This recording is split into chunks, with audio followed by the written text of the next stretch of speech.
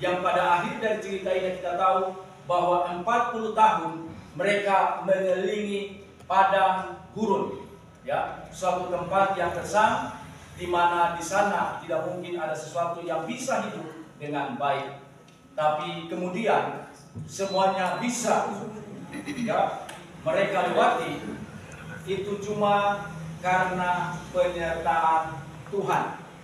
Semua bisa mereka lewati. Itu juga cuma karena Tuhan berjalan bersama-sama dengan Musa dan bangsa Israel. Karena itu di pagi hari ini di ibadah raya yang pertama, tema khotbah saya adalah masuk di tahun baru bersama dengan Tuhan. Ya, mari kita buka di dalam Bilangan 13 ayat 25 sampai ayatnya yang ke-33. Bilangan 13 ayat 25 sampai ayatnya yang ke-33. Kalau sudah dapat, saya mengundang semua kita bangkit berdiri dan kita akan membacakannya secara bersama-sama, dimulai dari hitungan ketiga. 2, 3. Sesudah lewat 40 hari, pulanglah mereka dari pengintaian negeri itu dan langsung datang kepada Musa, Harun dan segenap umat Israel di Kades, di padang gurun Paran. Mereka membawa pulang kabar kepada keduanya dan kepada segenap umat itu dan memperlihatkan kepada sekaliannya hasil negeri itu. Mereka menceritakan kepadanya, kami sudah masuk ke negeri kemana kau suruh kami, dan memang negeri itu berlimpah-limpah susu dan madunya, dan inilah hasilnya. Hanya bangsa yang diam di negeri itu kuat-kuat, dan kota-kotanya berkubu dan sangat besar. Juga keturunan Enak telah kami lihat di sana. Orang Amalek diam di tanah Negeb, orang Het, orang Yebus dan orang Amori diam di pegunungan.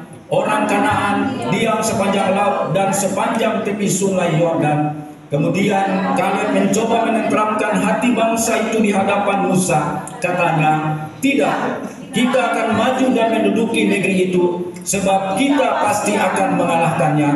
Tetapi orang-orang yang pergi ke sana bersama-sama dengan dia berkata, kita tidak dapat maju menyerang bangsa itu, karena mereka lebih kuat daripada kita.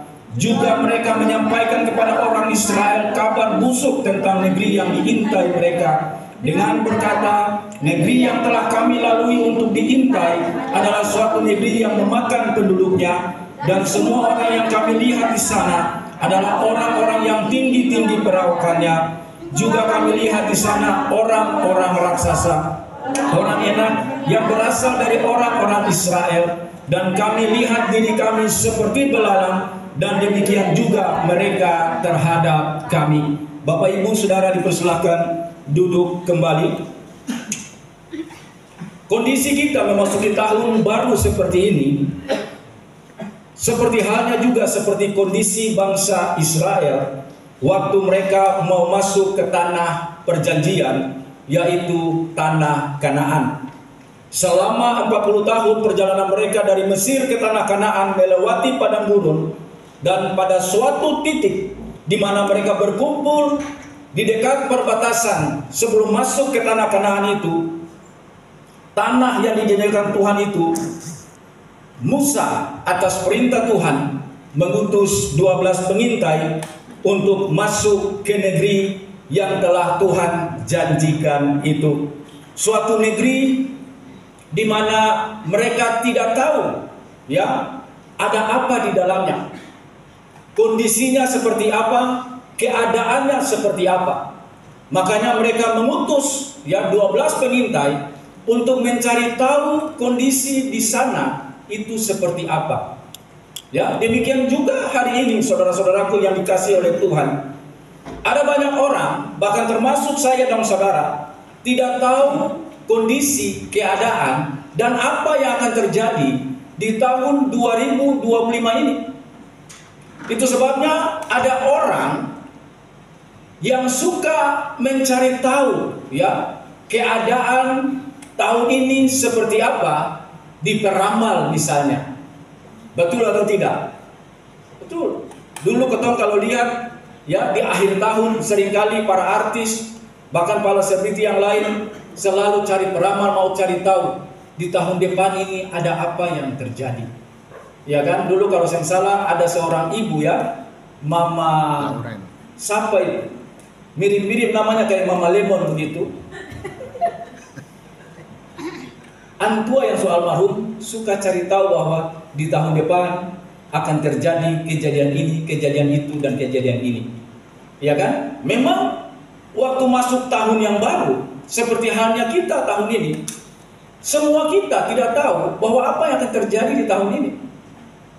Seperti apa kondisi tahun ini. Bahkan sebelumnya Bapak Ibu, di tahun kemarin, ada banyak pakar-pakar ya, baik ekonomi maupun politik di bangsa ini telah memprediksi hal-hal yang bisa saja terjadi di tahun ini. Ya, ada yang mengatakan bahwa tahun 2025 ini ekonomi tidak akan membaik, bahkan cenderung menurun. Bahkan keadaan politik di tahun ini pun akan tidak stabil. Ya, karena kita dengar berita bahwa akan buka-bukaan ya kasus ya perkara-perkara korupsi yang dibuat oleh pejabat-pejabat tinggi negara kita. Ya, artinya bahwa situasi tahun ini kalau kita renungkan sebenarnya mirip-mirip dengan waktu bangsa Israel masuk ke tanah Kanaan. Ya kan? Kita baca bersama tadi bahwa 12 pengintai ini masuk melihat situasi keadaan yang sama. Ya, mereka pulang seperti pesannya Musa sebelumnya bahwa mereka harus mengintai dan mereka juga adalah orang-orang pilihan. Sebab di ayat, kalau kita baca di ayatnya di atas, itu orang-orang yang disuruh untuk mengintai adalah setiap pemimpin dari suku-suku Israel. Seorang pemimpin pasti seorang yang berpengalaman. Seorang pemimpin pasti seorang yang punya pribadi yang teguh. Makanya Musa menyuruh setiap pemimpin dari setiap suku untuk pergi mengintai tanah Kanaan itu. Di sana mereka melihat dan mereka dapati bahwa tanah itu adalah tanah yang baik. Tanah itu adalah tanah yang subur. Tanah itu adalah tanah yang berlimpah dengan susu dan madu. Akan tetapi, nah itu, ada tetapinya. Ada orang-orang besar di sana. Ada orang-orang yang punya pengalaman tempur yang luar biasa. Ya, keturunan Enak, ya, nenek moyangnya Goliat. Ya, Goliat kita tahu tingginya 2 meter lebih, hampir 3 meter. Orangnya besar, Daud hadapi dia itu seperti manusia biasa dengan raksasa. Nah, keturunan itu ada di sana. Mereka melihat betapa besarnya penduduk di sana dan betapa kuat-kuatnya orang-orang yang mendiami tanah Kanaan itu. Bahkan tanah daerah mereka dibuat kubu-kubu pertahanan yang begitu kokoh. Ya kan? Bahkan dikatakan di sana orang makan orang. Bayangkan. Ini suatu keadaan yang menakutkan bagi bangsa Israel.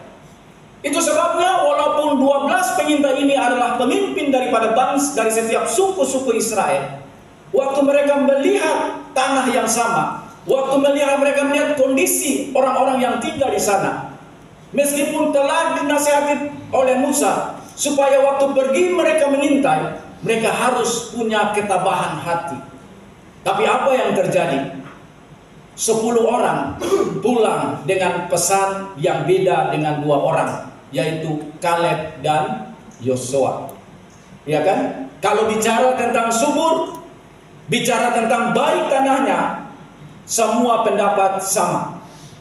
Tapi waktu bicara tentang masalah, waktu bicara tentang tantangan, kebanyakan diwakili oleh 10 orang pengintai ini adalah mereka berbicara berbeda dari Kaleb dan Yosua. Memang Bapak Ibu, biasanya pada umumnya manusia dalam hal-hal baik semuanya itu sependapat dan memiliki respon yang sama. Amin. Ketong mengucap syukur, semua berjalan dengan baik. Ketong mengucap syukur, semua berhasil dengan baik. Tetapi ketika mendapat tantangan, masalah, kesukaran, dan kesulitan, pasti banyak orang punya respon yang berbeda. Dan pasti ada berbeda-beda yang satu dengan yang lain. Seperti halnya 12 peminta ini, ya kan? Mereka memiliki respon yang berbeda dengan dua orang peminta ini, yaitu Kaleb dan Yosua. Nah, Bapak Ibu yang kekasih, kalau situasi hari ini yang kita masuki di tahun yang baru ini, dengan keadaan, dengan berita-berita, dengan situasi-situasi yang kita dengar, ya, di medsos atau dimanapun kita dengar, memang banyak orang akan hidup di dalam kekhawatiran dan ketakutan. Bagaimana mungkin kalau tahun ini prediksinya belum bisa diharapkan lebih daripada tahun yang kemarin? Padahal tahun kemarin pun adalah tahun yang sebenarnya tidak baik-baik saja. Amin.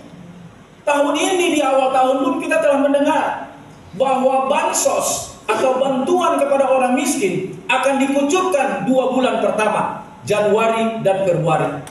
Bahkan listrik, ya, tarif 2.200 ke bawah itu disubsidi setengah dari harga yang harus dibayar. Artinya bahwa pemerintah telah mengantisipasi suatu gejolak awal di tahun yang baru ini. Adanya kenaikan pajak dan adanya pungutan-pungutan yang lain pasti akan memberatkan hidup daripada masyarakat bangsa kita.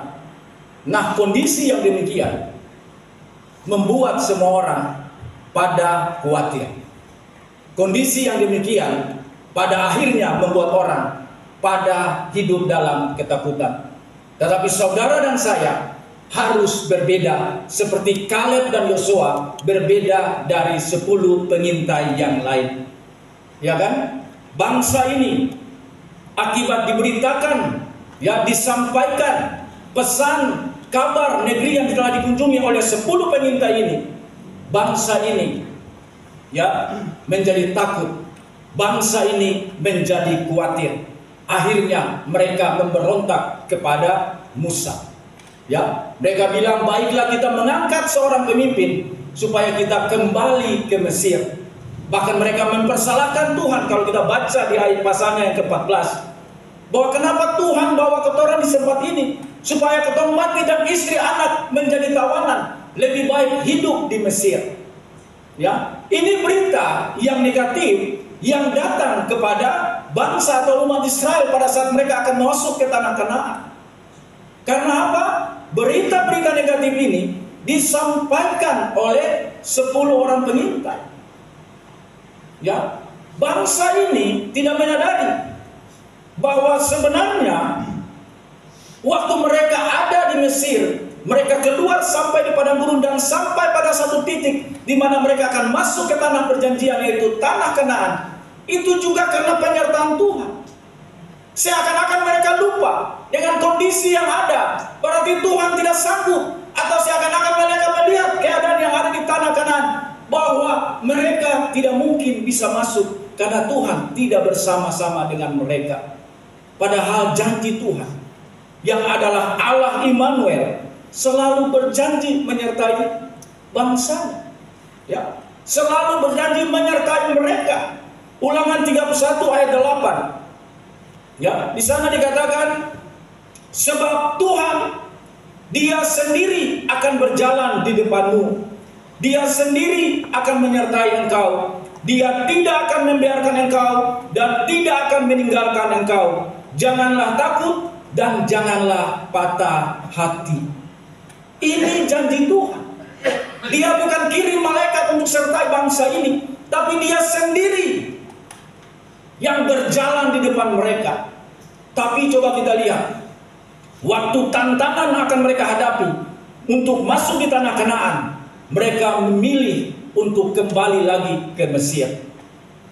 Mereka tidak yakin akan penyertaan Tuhan, sehingga mereka mempersalahkan Tuhan. lebih baik biarkan kami mati di Mesir daripada kami mati di tanah Kanaan ini, sehingga istri dan anak-anak kami akan menjadi tawanan. Nah Bapak Ibu, saudara dan saya, kita pun harus punya keyakinan seperti Kaleb dan Yosua ini. Meskipun banyak orang mengatakan tidak bisa, meskipun banyak orang ragu-ragu, meskipun banyak orang khawatir dan takut, tapi saudara dan saya tidak akan menyikapi hal yang demikian dengan takut dan khawatir. Mengapa? Karena Tuhan selalu menyertai saudara dan saya. Amin. Kalau 2024 semua kita bisa lewati, bahkan di tahun ini kita bisa masuk, sudah sampai di minggu kedua, itu cuma karena penyertaan Tuhan. Kemarin waktu saya buka di grup, grup kami, ada berita duka. Seorang teman kami sesama pelatih meninggal dunia karena serangan jantung di Kisar sana. Ya kan? Terus waktu saya buka Facebook begini, teman dulu satu kampung di Ambon, di air mata Cina, meninggal dunia juga. Ya, saya renungkan, waduh luar biasa. Makanya sempat saya berjalan dengan Pak Hulukiawan waktu kita datang ke gereja. Beta tanya, Bapak umur berapa? 70-an lebih, 75 atau 76. Ibu 60 lebih. Bapak bilang, sesama teman beta ini banyak yang susah ada lah. Ya kan? Memang kalau umur-umur Pak Hulukiawan ini biasanya akan punya pertanyaan, akan punya cerita sama saja. Dong kalau dong baku dapat pasti dong cerita. Katong tinggal sapa-sapa. Ya kan? Kalau yang masih muda kan anak sudah jadi apa? Tapi yang kalau lebih muda lagi, suka kerja apa? Lebih muda lagi, sekolah di mana? Ya kan? Tapi umur Pak Huli ini tetap pertanyaannya bukan itu. Katong tinggal sapa-sapa. Ya kan? Biasa umur Pak Huli kita sudah hitung itu. Dulu pun taman sapa-sapa, hari ini tinggal sapa-sapa. Sama dengan saya juga. Mendekati 60. Tahu-tahu ini tamang satu sudah pergi, tamang satu sudah pergi, sama sudah pergi. Tapi saya percaya, bukan kuat dan gagahnya saudara dan saya pelihara kehidupan ini, tapi cuma karena penyertaan Tuhan. Makanya situasi tahun ini mungkin dan bahkan memang pasti kita belum tahu apa yang akan terjadi.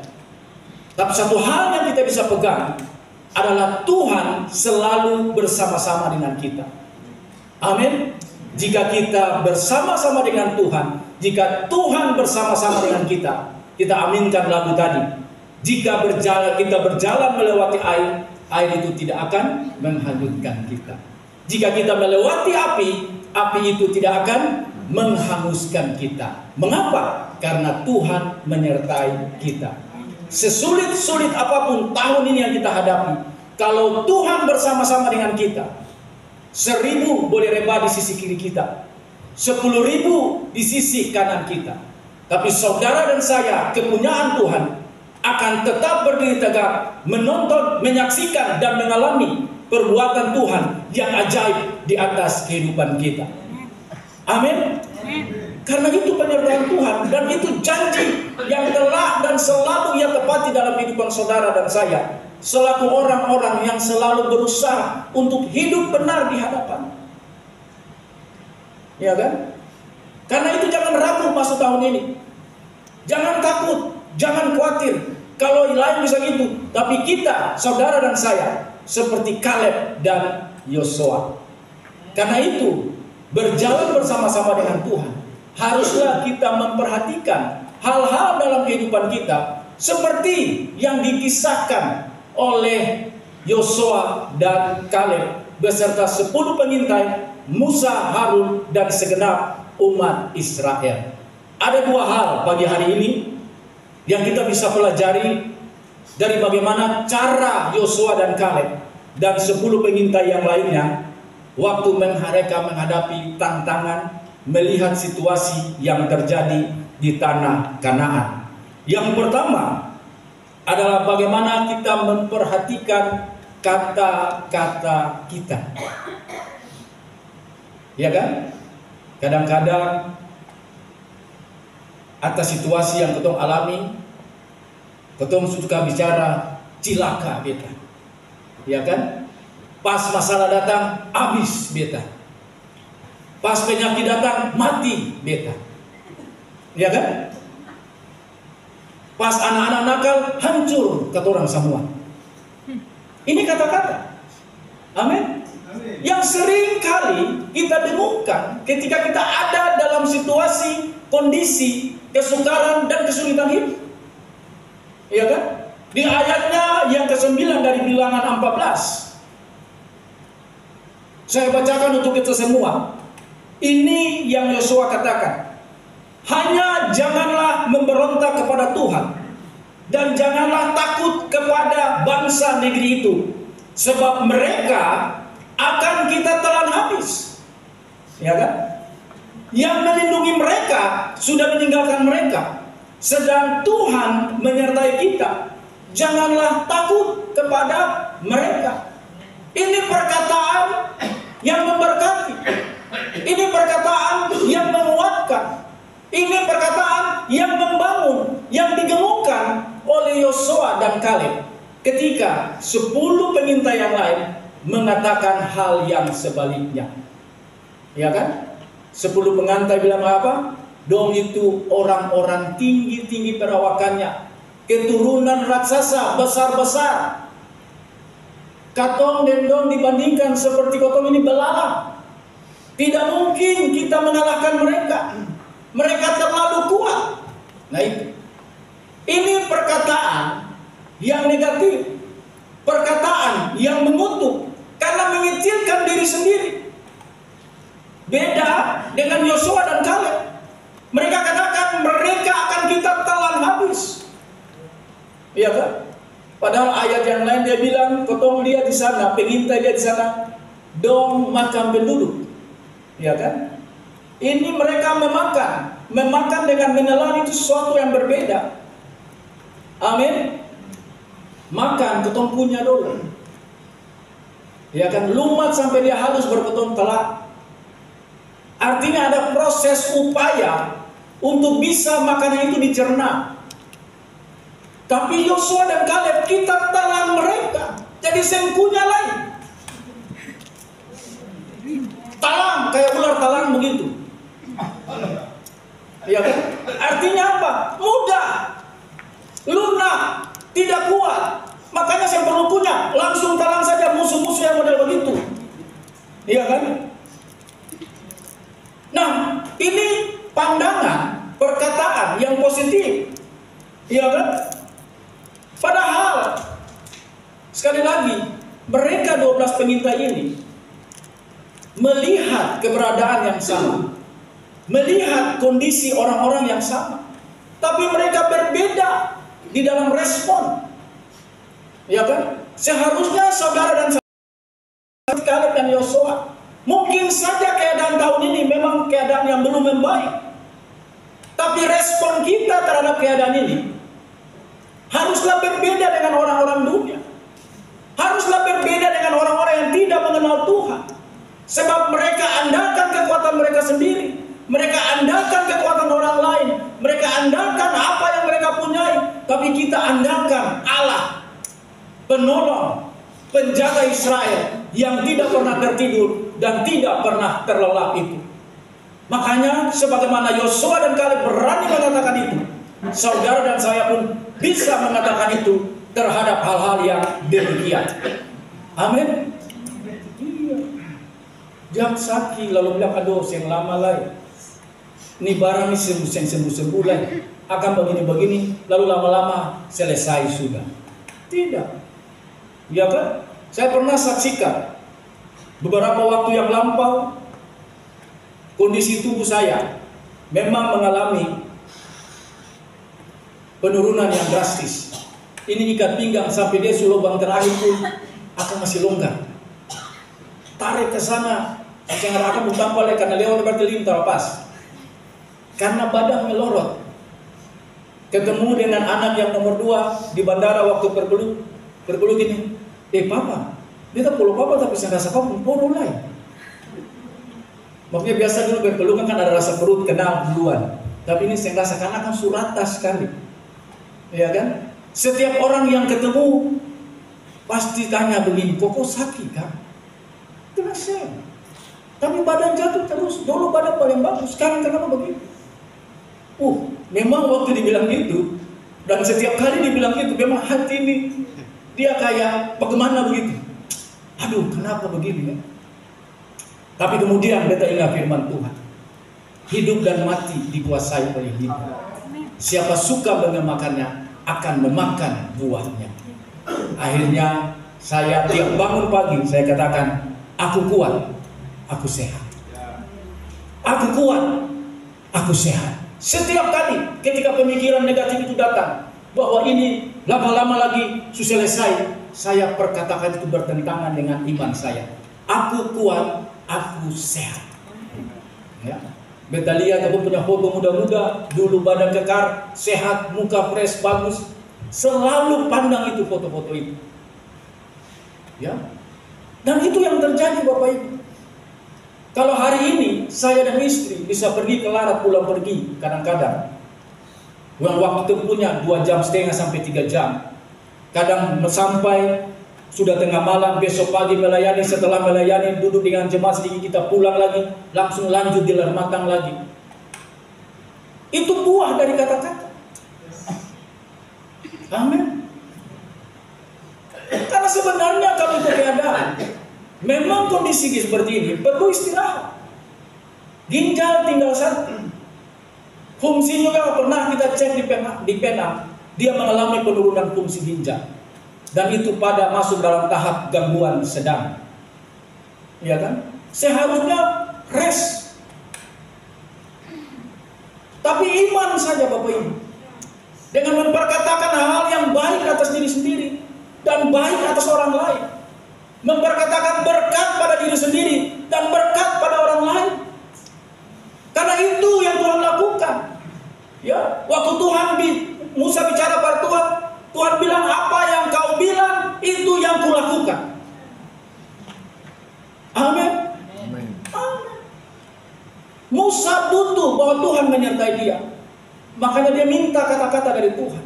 Lalu Tuhan bilang, apa yang kau bilang itu yang kulakukan. Jangan sanksi dengan Tuhan. Jangan ragu atas kemahakuasaan Tuhan. Jangan ragu dengan kekuatan yang Tuhan berikan bagi kita. Amin. Tadi doa pembukaan, mereka berjalan makin hari tidak menjadi lelah. Mereka berlari dan tidak menjadi lesu. Iya kan? Ini kekuatan bukan manusia. Orang lari pasti capek. Orang jalan panjang pasti lelah. Tapi orang yang menanti-nantikan Tuhan akan selalu mendapatkan kekuatan baru. Makanya dong jalan dong sampai lelah, dong lari dong tidak pernah capek, karena kekuatan Tuhan selalu diberikan bagi dia. Makanya tadi saya renungkan ayat itu tadi. Wah, luar biasa. Seumur begini dengan kondisi keadaan ginjal yang tinggal satu. Tapi kalau masih bisa pergi pulang balik Larat, setelah itu lanjut Ler Matang, malam baru pulang. Wow, itu bukan kekuatan diri sendiri. Iya kan? Ada seorang kekasih bilang, aduh kalau betul di sana pulang balik betul sakit. Ada yang bilang begitu. Iya kan? Dan memang itu kekuatan manusia. Tapi kalau Tuhan tidak seperti itu. Makanya jangan ragu-ragu layani Tuhan. Jangan setengah-setengah hati layani Tuhan. Amin. Yang masih muda-muda ini, tadi saya lihat di depan tim musik kurang. Ya, Tuhan sudah terlalu banyak berketung di tahun yang kemarin, dan Dia akan buat lebih banyak lagi di tahun ini. Makanya untuk balas semua itu tidak mungkin kita bisa balas. Bahkan melayani sekuat dan sebesar dan sebuang waktu apapun tidak bisa membalas kebaikan Tuhan. Ya kan? Lakukan maksimal saja. Nah itu Bapak Ibu. Ya, jadi mari kita perhatikan kata-kata kita. Hari ini mungkin keluarga yang kita gumuli belum lagi bertobat, belum lagi ada tanda-tanda pertobatan. mungkin orang tua kita, mungkin adik kakak kita, mungkin saudara kita. Jangan putus asa. Ya kan? Jangan bilang, oh ya memang neraka susia proses sudah. Jangan Bapak Ibu. Itu perkataan kutuk. Itu perkataan negatif. Katakan saja, kalau kita selamat, kamu pun dan seisi rumah pasti akan selamat. Amin. Amin. Ya. Kalau sakit, jangan bilang aduh, saya lama lagi. Katakan, penyakit ini tidak akan membawa kematian. Tetapi lewat penyakit ini, nama Tuhan dipermuliakan. Amin. Mungkin hari ini gejalanya belum membaik, tapi katakan aku kuat, aku sehat. Aku kuat, aku sehat. Selesai. Mungkin hari ini usaha kita belum ada tanda-tanda perbaikan, tapi katakan Tuhan berkati kita punya tempat usaha. Tuhan bersama-sama di tempat usaha ini. Tuhan kirimkan pelanggan dari utara, selatan, timur, barat ke tempat usaha ini. Katakan itu bersama-sama. Biasakanlah untuk memperkatakan berkat atas diri sendiri, atas usaha sendiri, atas pekerjaan sendiri, atas rumah tangga sendiri, atas orang-orang yang kita kasih. Karena sekali lagi, perkataan kita mengandung kuasa. Ya kan? Hidup dan mati dikuasai oleh lidah. Siapa suka menggemakannya. Gema berbicara tentang pengulangan. Ya kan? Ruangan yang kedap suara, kalau kita berteriak A, dia pasti bilang A, A. B, B, B, B. Ayat ini bilang, ulang-ulang saja bilang barangnya. Ulang-ulang saja katakan itu. Dan itu pasti terjadi, sebab kita akan memakan buahnya. Karena itu Bapak Ibu, apa yang ditunjukkan atau dicontohkan oleh Yosua dan Kaleb dalam waktu mereka melihat keadaan yang ada, saudara dan saya pun patut mencontohi hal yang demikian. Ya kan? Keadaan daerah seperti apa, mari kita ubah.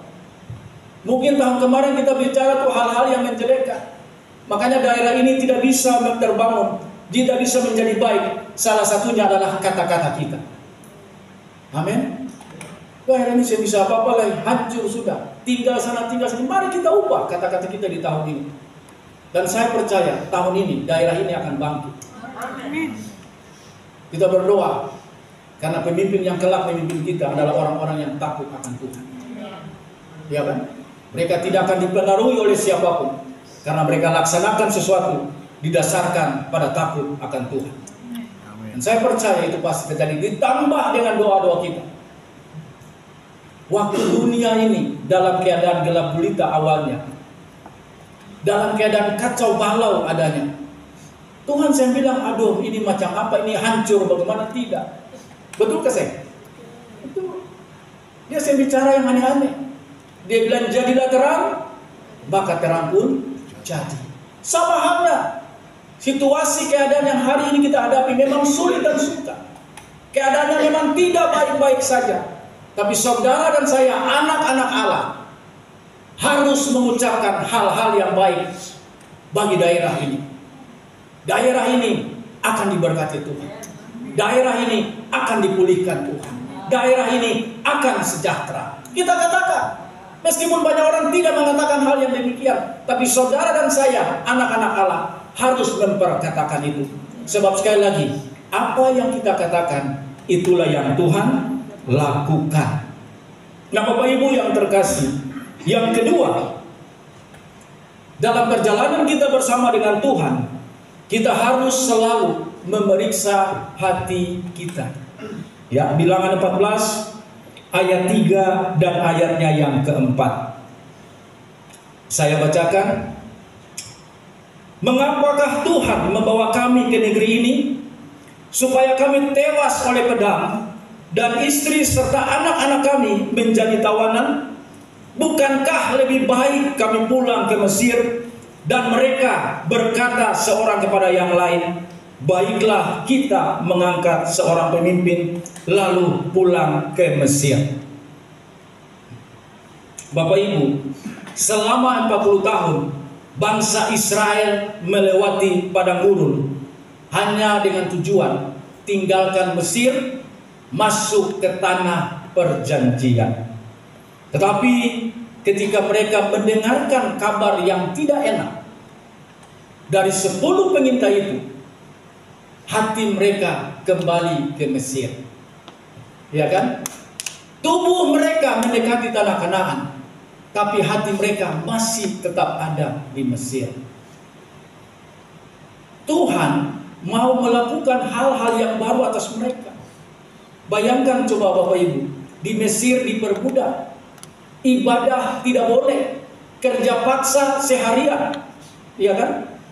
Tuhan bawa dong keluar dari Mesir supaya apa? Ibadah. Lalu apa lagi? Makan dengan tidak perlu tahan-tahan. Karena tanah yang Tuhan berikan bagi mereka itu tanah yang tidak pernah berhenti menghasilkan makanan bagi mereka. Mereka tidak berusaha berhemat, kata firman Tuhan.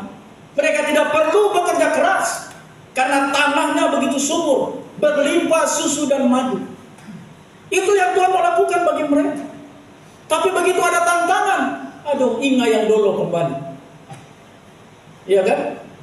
Bisa saja di antara kita sering seperti ini. Kita memang telah bertobat. Kita telah tinggalkan masa lalu. Tetapi terkadang masalah datang. Kita bisa saja berbicara, lebih baik hidup dulu-dulu. Ya toh? Kerja tata ruang, jabatan naik. Ya toh? Kerja sen takut Tuhan, uang banyak. Hidup sen jaga diri, tamang banyak. Tapi sekarang kerja sungguh-sungguh, jujur, malah yang ada promosi, malah langganan tinggal, iya kan? Malah tamang jauh. Itu hal-hal yang kita seringkali ingat seperti itu, iya kan? Dulu belum bertobat, istri layani betul-betul. Baru habis makan, sudah nyampe makan, mau makan ke belum, iya kan? Tapi sekarang sudah bertobat, muka sulombo sekali, tapi istri saya pernah tanya, mau makan ke saya. Itu siapa ya? Makanya kadang-kadang orang bilang begitu, ada yang bilang begitu. Lebih baik tak bertobat. Dulu ketemu kerja, makan di luar segala macam, istri apa masa bagus-bagus di rumah supaya ketemu pulang ketemu bisa tertarik dia makanan. Sekarang susah tahu di luar, di rumah malah makanan cuma apa adanya, bahkan kadang-kadang cenderung tidak sesuai dengan menunya. Akhirnya pikiran bertobat ini memang menyasar sekali. Ya toh? Ada yang begitu. Ini hati masih ada di hidup lama, walaupun tubuh sudah diperbaharui. Ya, tubuh sudah ada di Kanaan, tapi hati masih ada di Mesir. Ya kan? Makanya bisa saja Tuhan bilang begini, seperti ada lagu bilang, ya, aku punya ragamu, tapi tidak hatimu. Ya kan? Maksudnya tubuhnya ada, dia punya, tapi dia punya hati di tempat lain. Sama dengan kalau kita datang ibadah, badan semua ada di gereja, mata semua memandang, tapi hati ingat sebentar makan apa, piknik di mana. Ya kan? Ada yang begitu, bahkan sempat juga main HP supaya waktu ini habis dan selesai. Jangan, Tuhan mau memberikan sesuatu yang baru dalam kehidupan saudara, tapi hati kita pun harus hati yang baru. Kalau hati masih lama, hati penuh dengan kebencian, hati masih penuh dengan dengki, hati masih penuh dengan iri hati, hati masih penuh dengan kekecewaan, hal-hal yang baru tidak akan terjadi dalam kehidupan saudara dan saya, yang sebenarnya Tuhan rindu, ingin buat dalam kehidupan saudara dan saya. Makanya kalau hari ini kita belum menerima sesuatu yang baru daripada Tuhan, mari kita periksa hati kita. Ya kan? Mari kita periksa. Kadang-kadang ketemu jalan di jalan, ketemu orang yang ketemu sering, pasti udah kalian hati sekota kembali. Iya kan? Kalau aku dapat dia ular di utang, dan dua susah, lebih baik tulang ular daripada tulang manusia yang macam begitu. Ini hati Bapak Ibu? Sebab hati yang baru adalah hati yang mengampuni. Iya kan? Salah-salah apapun dia tetap pun istri. Salah-salah apapun dia tetap pun suami. Salah-salah apapun dia pun gembala. Salah-salah apapun dia punya sahabat. Itu yang Tuhan mau. Karena dia selalu mau memberikan yang baru dalam kehidupan saudara dan saya. Tapi semuanya bergantung kepada saudara dan saya. Bukan karena dia tidak mampu, tapi hati kita yang belum dibaharui. Makanya waktu kita ada di tahun yang baru, hati kita pun harus baru. Kalau kita mau menerima hal-hal yang baru, hal-hal yang belum pernah Tuhan lakukan dalam hidup kita, kita ingin itu terjadi, kita bikin hati yang baru juga. Amin. Buang kebencian, buang kedengkian, buang sakit hati, buang iri hati dan segala macam yang hati-hati. Supaya apa? Hal-hal yang baru Tuhan buat dalam hidup kita. Yesaya 43 ayat 18 sampai 19. Firman-Nya, janganlah ingat-ingat hal-hal yang dahulu, dan janganlah perhatikan hal-hal yang dari zaman purbakala. Lihat, aku hendak membuat sesuatu yang baru, yang sekarang sudah tumbuh. Belumkah kamu mengetahuinya? Ya, aku hendak membuat jalan di padang gurun dan sungai-sungai di padang belantara. Jangan menoleh ke belakang, Bapak Ibu.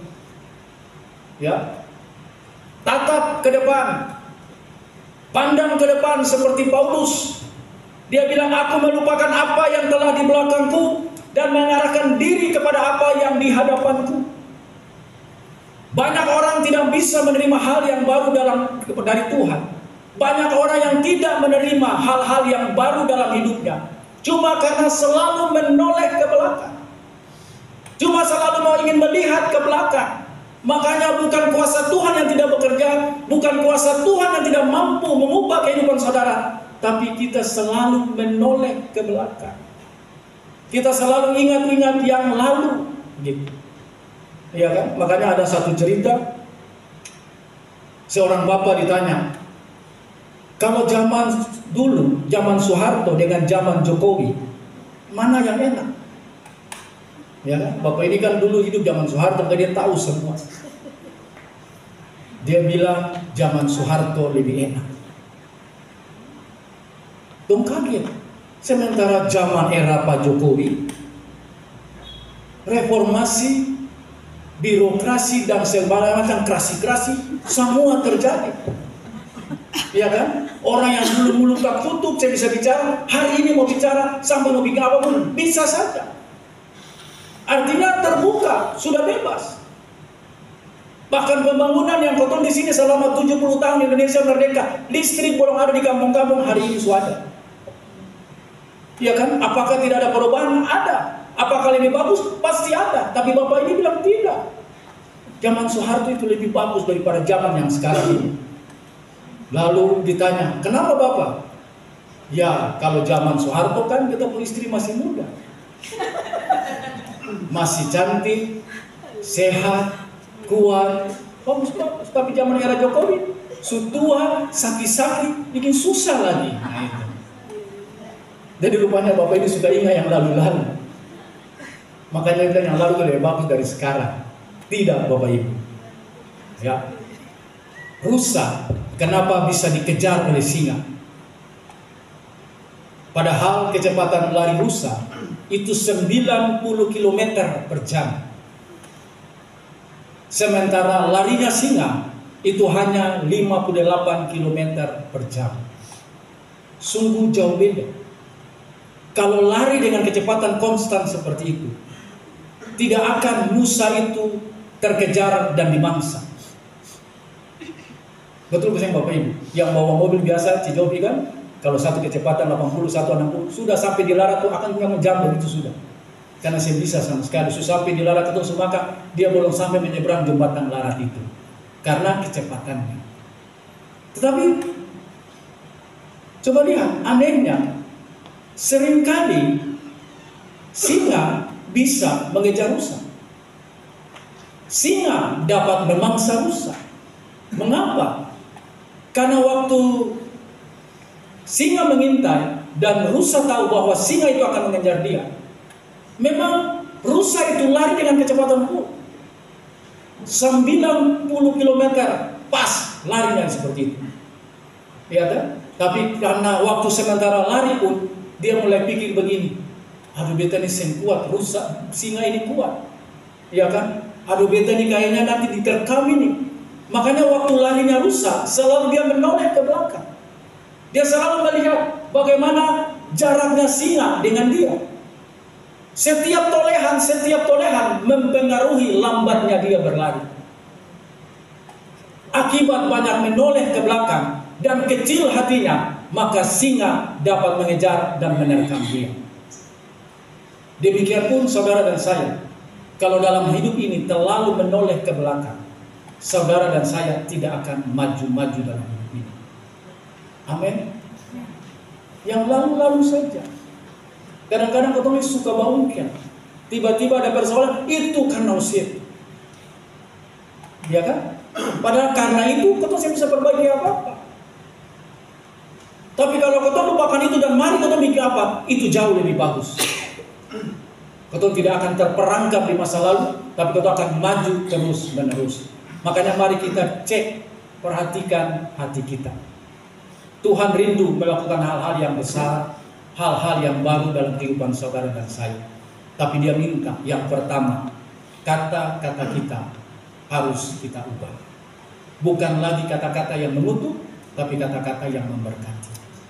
Kata-kata kita, baiklah kita ubah. Bukan kata-kata negatif, tapi kata-kata yang positif. Baik untuk diri sendiri, maupun bagi keluarga kita, maupun bagi orang lain, bahkan terhadap keadaan kita hari-hari ini. Dan ingat, apa yang kita katakan, itulah yang Tuhan lakukan. Sebab mulut kita, saudara dan saya, penuh dengan kuasa. Kemudian yang kedua, mari kita ubah hati kita. Ya kan? Kita masuk di tahun baru, hati kita juga harus baru.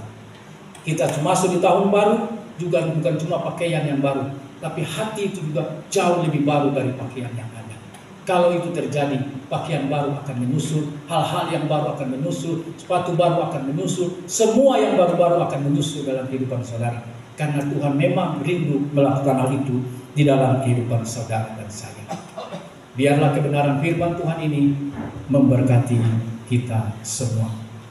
Mari pelayan altar, kita maju ke depan.